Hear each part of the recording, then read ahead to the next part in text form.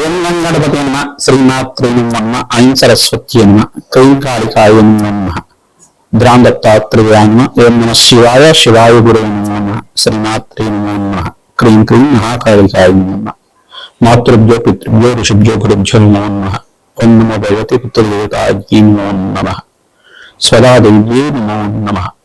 YouTube ప్రేక్షకులందరికీ కూడా నమస్కారం అండి.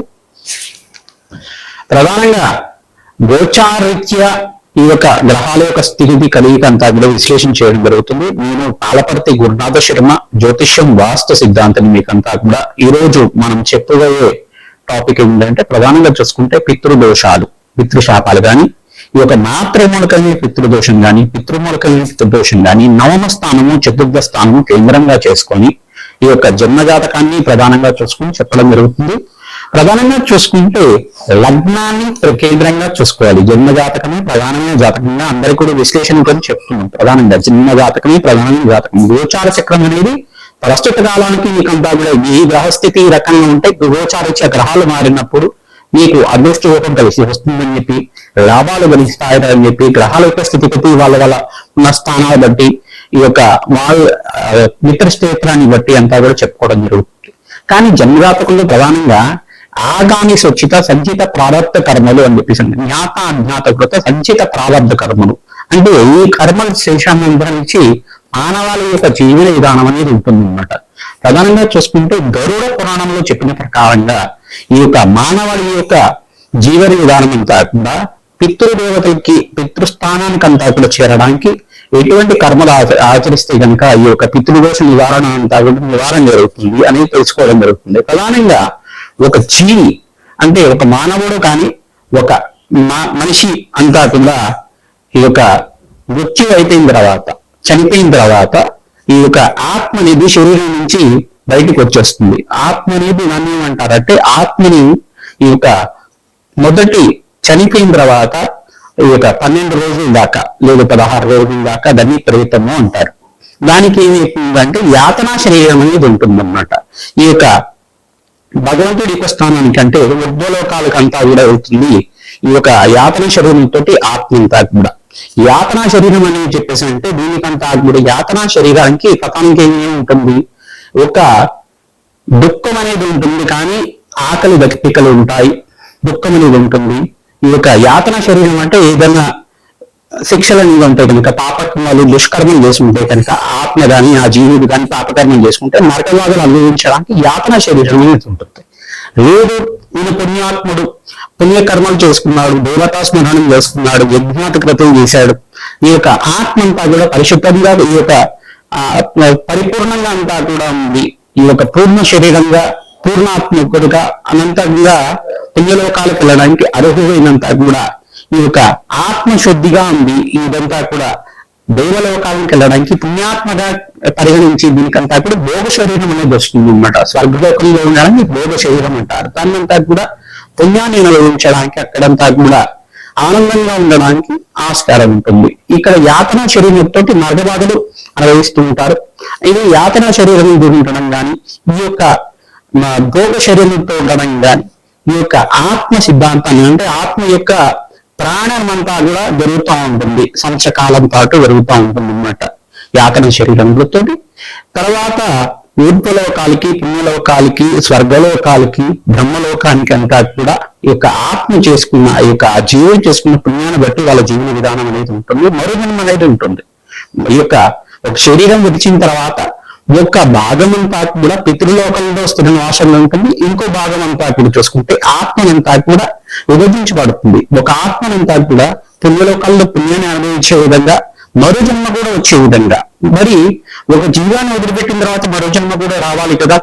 అయితే ఈ యొక్క ఆత్మ అనేది ఈ యొక్క కర్మలంతా కూడా అనుభవించే విధంగా కర్మ సిద్ధాంతాన్ని అనుభవించే విధంగా ఉంటుందన్నమాట. పూర్వజన్మలో చేసుకునే పుణ్యము ఇహ జన్మలో చేసుకునే పుణ్యాన్ని బట్టి జీవన విధానం ఉంటుంది. ప్రధానంగా పితృదేవతలంతా కూడా మోక్షకారకులు, ప్రధానంగా వంశాభివృద్ధి కారణమవుతారు. ప్రధానంగా పితృదేవతలు ఆరాధన చేసుకోవడం వల్ల పితృదోష నివారణ అంతా కూడా పరిహారం చేసుకోవడం వల్ల పితృణాం శాశ్వత పరబ్రహ్మలోక స్థిరనాసిత్యత్ అంతా కూడా 27 తరాల దాకా పితృదేవతలంతా కూడా మోక్ష స్థానంలో ఉండడానికి కారణమవుతుంది. ప్రధానంగా మోక్ష నారాయణ బలి విధానం అనేది పూజ విధానం ఉంటుందన్నమాట. ఇది పుణ్యక్షేత్రంలో అంతా కూడా ఆచరిస్తుంటారు, నదీ పరివాహ ప్రాంతాల్లో అంతా కూడా ఆచరిస్తుంటారు. ప్రధానంగా చూసుకుంటే 4 పుణ్యక్షేత్రాలు కానీ 5 పుణ్యక్షేత్రాలు కానీ దీనికంతా కూడా యోగకరంగా ఉంటుంది. ప్రధానంగా చెప్పుకునేది ఏంటంటే గోకర్ణ పుణ్యక్షేత్రం. గోకర్ణ పుణ్యక్షేత్రం ఆత్మలింగం ఉంటుంది. ఆత్మలింగం ఉన్న ప్రదేశంలో అంతా కూడా ఈ యొక్క ఆచరణ చేయడం వల్ల గోకర్ణ పుణ్యక్షేత్రంలో ఒక పరివాహ దేవతల దగ్గర ఒక దేవాలయం దగ్గర అంతా కూడా చేస్తూ ఉంటారు. నదీ ప్రవాహం దగ్గర అంటే సముద్ర మార్గం దగ్గర అంతా చేస్తూ ఉంటారు. కావున ఈ పుణ్యక్షేత్ర ప్రాంతంలో అంతా కూడా అత్యంత పుణ్యప్రదంగా మోక్ష నారాయణ బలి విధానం చేయించుకోవడం, తిలహోమాన్ని ఆచరించడం వల్ల జన్మజాతకంలో మీకు పితృదోషం కానీ పితృశాపం కానీ ఉంటే గనక ఈ పరిహారం ఆచరించుకుంటే పితృణాం శాశ్వత పరబ్రహ్మ ఒక స్థితిమాదిత్యత్వం అని చెప్పేసి వేదం అంటుంది. కనుక ఈ యొక్క పితృదేవతలు ప్రీతికరంగా 4 తరాల వాళ్ళ పేర్లంతా కూడా మధ్వంశాన మాతృవంశానం, ఈ యొక్క నీ వంశానికి చెందిన వాళ్ళు తండ్రి వంశము, తర్వాత అమ్మగారి వంశము, సబంధు కానీ ఎవరైతే గనక చిన్న వయసులో కాలం చేశారు, అనుకోకుండా యాక్సిడెంట్ లో పోయారు కానీ, చిన్న వయసులో అనారోగ్యంతో పోయారని చెప్పేసి కానీ, గతించిన వాళ్ళ పేరు మీద అంతా కూడా పిల్ల ప్రదానం చేసి తిలతర్పణాలు చేయించి తర్వాత తిలహోమం అనేది ఆచరించడం, ఈ యొక్క బ్రాహ్మణుడికి అంతా కూడా భోజనాలు పెట్టడం అనేది జరుగుతుంటుంది అన్నమాట. అక్కడంతా కూడా వత్సదానము, తిలదానము అని కూడా షోడశ దానాలన్నీ కూడా చేస్తారు. గురుదానము, హిరణ్య దానం, భూదానం కూడా చేయవచ్చు. ఈ యొక్క ఆవు దూడని కలిపి, ఈ యొక్క వృషభాన్ని కలిపి అంతా కూడా ఈ యొక్క భూమాత దానం చేసుకోవడం వల్ల 6 నెలల గ్రాసం అంతా కూడా దానం చేయడం వల్ల పితృశాపం నుంచి నివారణ కలుగుతుంది. సర్వే పితృణం శాశ్వత మోక్షసిద్ధి ప్రాప్త్యర్థం సంకల్పంతో పితృదేవతలంతా కూడా పరబ్రహ్మ లోకంలో స్థిర నివాసంగా ఉండడానికి ఆస్కారం ఉంటుంది. ఈ యొక్క ఆత్మ శుద్ధి కలగడానికి ఆ జీవుడికంతా కూడా సంపూర్ణమైన పూర్ణ శరీరం లభించడానికి సమయం పడుతుంది. వాళ్ళు చేసుకునే పుణ్యాన్ని బట్టి మరో జన్మ అనేది ఆధారంగా ఉంటుంది. మరియు మీరు చేసుకునే వాళ్ళకి సంతానంగా ఉండేవాళ్ళు ఆ యొక్క ఆత్మకి పుణ్యలోకాలు గతించాలి, పుణ్యలోకాల్లో తగ్గుల సిద్ధించాలి, మోక్ష ప్రాప్తి కలగాలి అంటే కనుక మీరు మీ పితృదేవత ప్రీతికరంగా దాన హోమాది కార్యక్రమాలు ఆచరించాలి, అన్నదానం చేయాలి. తద్వారా పితృశాపం నుంచి బయటపడడానికి ఆస్కారం ఉంటుంది. జన్మజాతకంలో వశాత్తు ప్రధానంగా ఏం చెప్తారంటే చతుర్థ స్థానము, 9వ స్థానం అంతా కూడా కేంద్రంగా చెప్పడం జరుగుతుంది. లగ్న చక్ర దశాత్. లగ్నం తెలుసుంటే లగ్నం చూసుకోండి, లేదు రాశి తెలుసుంటే అంటే రాశిని చూసుకోండి.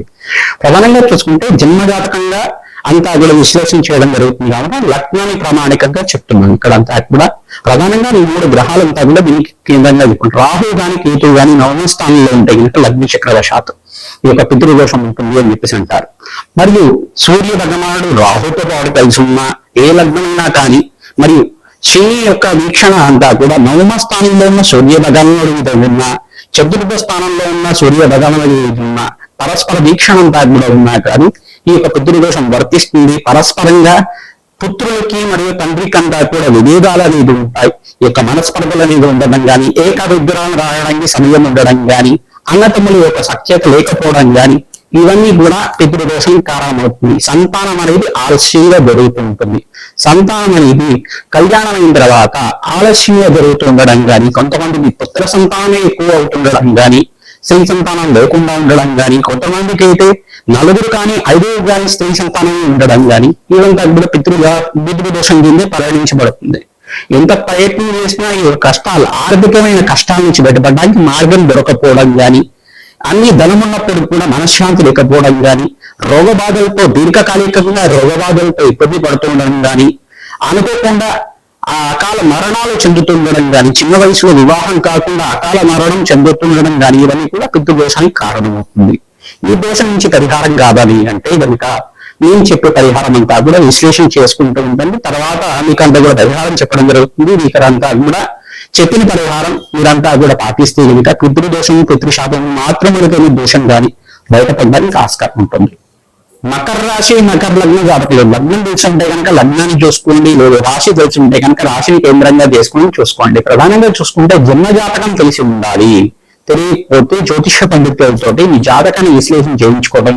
లగ్న చక్ర ప్రకారంగా చూసుకుంటే కనుక చతుర్థ స్థానము, 9వ స్థానం పితృమూలకమైన స్థానం, మాతృస్థానం చతుర్థము, 9వ స్థానం అంతా కూడా పితృస్థానం అంటారు, పూర్వ పుణ్య స్థానం అంటారు. దీన్నంతా కూడా ఈ స్థానాల్లో కనుక పాపగ్రహాలైన రాహు గాని కేతు గాని కేంద్రంగా ఉండడం, లేదు కుజరాహుల కలిగి కానీ, సూర్యరాహుల కలిగి కానీ, కుజకేతువుల కలిగి కానీ, ఈ యొక్క శని రాహుల కలయిక కానీ సూర్య రాహుల కలయిక కానీ ఉంటే కనుక దీన్ని పితృదోషం అంటారు ప్రధానంగా. ఈ యొక్క పాపగ్రహాల యొక్క దృష్టి అంతా కూడా శనీశ్వరుడు యొక్క దృష్టి సూర్య భగవానుడి మీద పడుతున్నా కానీ, అంటే నవమంలో ఉన్న సూర్య భగవాను మీద కానీ, చతుర్థంలో ఉన్న సూర్య భగవాను మీద కానీ, పంచమంలో ఉన్న సూర్య భగవాను మీద కానీ దృష్టి కేంద్రంగా పడుతుంటే కనుక, సహజంగా వైలు ఉండే గ్రహాల యొక్క దృష్టి పడితే కనుక దీన్ని దోష కారణం అవుతారు. ప్రధానంగా పితృదోషం నుంచి బయటపడడానికి ఈ యొక్క పితృదేవతల ప్రీతికరంగా మోక్ష నారాయణ బలి విధానం ఆచరించడం, గ్రహదోష నివారణ కోసం అంతా కూడా తిలహోమము తిలశార్థం అంతా కూడా ఆచరించడం వల్ల మీకంతా కూడా శాంతి హోమాది కార్యక్రమాలు ఆచరించడం, మీకంతా కూడా పుణ్య కార్యక్రమాలు చేసుకోవడం వల్ల పుణ్యప్రాప్తి కలుగుతుంది. ఆర్థికంగా రుణబాధలు ఉన్నాయి, ఆర్థికంగా ఇబ్బంది ఉన్నాయి, ఇబ్బంది కూడా పితృదోషానికి కారణమవుతుంది. ఎవరికైనా కానీ పూర్వీకులు తెలియకుండా కానీ ఈ యొక్క పిండ ప్రదానాలు ఆచరించుకోవడం కానీ, తెలియకుండా ఈ యొక్క పిండ ప్రదానాలు చేయకుండా వదిలిపెట్టడం కానీ చేస్తుంటారు. ఈ యొక్క శ్రాద్ధ కర్మలు చేయకుండా వదిలిపెడుతుంటారు తెలియకుండా. ఐదంతా కూడా చేసుకుంటే ఈ యొక్క పితృదోషం కారణం అవుతుంది. దాని నుంచి బయటపడడానికి మోక్ష నారాయణ బలి విధానం ఆచరించడం, కాశీ క్షేత్రంలో కానీ మోక్ష నారాయణ బలి విధానం ఆచరించిన వాళ్ళకి అఖండ పుణ్య యోగం తీస్తుంది. గోకర్ణంలో కూడా ఈ యొక్క దక్షిణ కాశీగా అంటారు వెళ్ళింతా కూడా.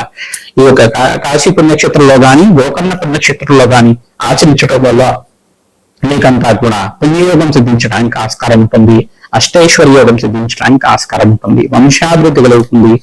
గోకర్ణ ఎవరైతే కనుక తిలహోమాన్ని చేస్తారో, ఈ యొక్క గోదానం చేసుకుంటారో బ్రహ్మలోక ప్రాప్తి కలుగుతుందట. తద్వారా రాజ్యయోగం సిద్ధిస్తుంది, వంశాభివృద్ధి కలుగుతుంది, కళ్యాణ యోగం సిద్ధిస్తుంది, అష్టేశ్వర ప్రాప్తి కలగడానికి ఆస్కారం ఉంటుంది. పుణ్య కార్యక్రమాలు చేయండి. పనస మొక్కనంతా కూడా దేవాలయ ప్రాంగణంలో ప్రధానంగా రామాలయంలో కానీ, శివాలయంలో కానీ, అమ్మవారి దేవాలయంలో కానీ, తూర్పు భాగంలో, ఉత్తర భాగంలో, ఈశాన్య భాగంలో కానీ ఆ దేవాలయంలో పూజారి వారి అనుమతి తీసుకొని, కమిటీ వారి అనుమతి తీసుకొని మొక్కని నాటి పెంచి పోషించడం వల్ల మీకంతా కూడా రుణబాధల నుంచి విముక్తి అవుతారు. వంశాభివృద్ధి కలుగుతుంది. ఆర్థిక కష్టాల నుంచి బయటపడతారు. పరిష్కారం ఆచరించండి. మోక్ష నారాయణ బలి విధానం చేయించండి. తద్వారా సర్వే పితృణాం శాశ్వత పరబ్రహ్మలోకస్మిన్ మాపిత్యర్థమని చెప్పేసి అంటుంది వేదం అంతా కూడా. ఈ యొక్క తిలహోమాన్ని చేసుకోవడం వాళ్ళకి వంశాభివృద్ధి కలుగుతుంది. మరియు అమావాస్య తిథి రోజున ఈ యొక్క చనిపోయిన తిథి రోజున కానీ శ్రాద్ధ కర్మలు చేసుకోవడం మరియు స్వయంపాక దానం చేసుకోవడం వల్ల, ప్రతి అమావాస్య రోజున బ్రాహ్మణత్వం కంతా కూడా స్వయంపాక దానం చేయడం వల్ల అష్టేశ్వర ప్రాప్తి కలగడానికి ఆస్కారం ఉంటుంది. వంశాభివృద్ధి కలుగుతుంది. మోక్ష ప్రాప్తి కలగడానికి ఆస్కారం ఉంటుంది. శ్రీమాత్రే నమః.